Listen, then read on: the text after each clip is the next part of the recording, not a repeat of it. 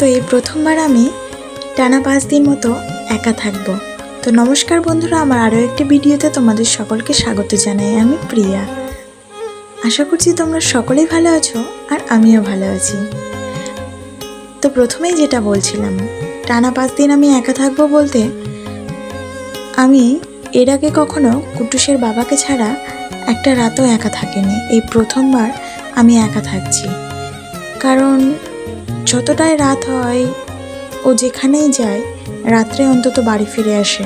তাই এর আগে কখনো কুট্টুসের বাবাকে ছাড়া একা থাকা হয়নি এই বাড়িতে।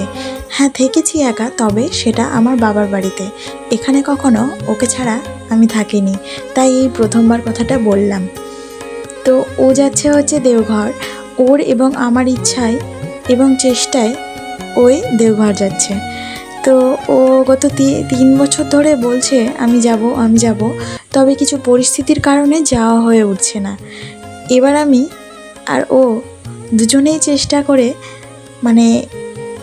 যাওয়ার জন্য ওকে প্রস্তুত করলাম। তো আজই ও বেরিয়ে পড়বে সন্ধ্যা 6টার দিকে।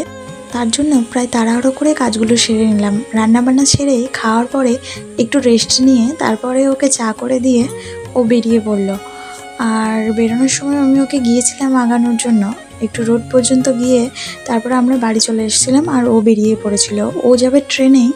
ওই জন্য ওর ট্রেন ছিল 8টার দিকে। ও একটু আগেই বেরিয়ে গেছিলো, কারণ ট্রেনে যেতে গেলে একটু আগেই যেতে হয়, রাস্তাঘাটের ব্যাপার, ওই কারণে।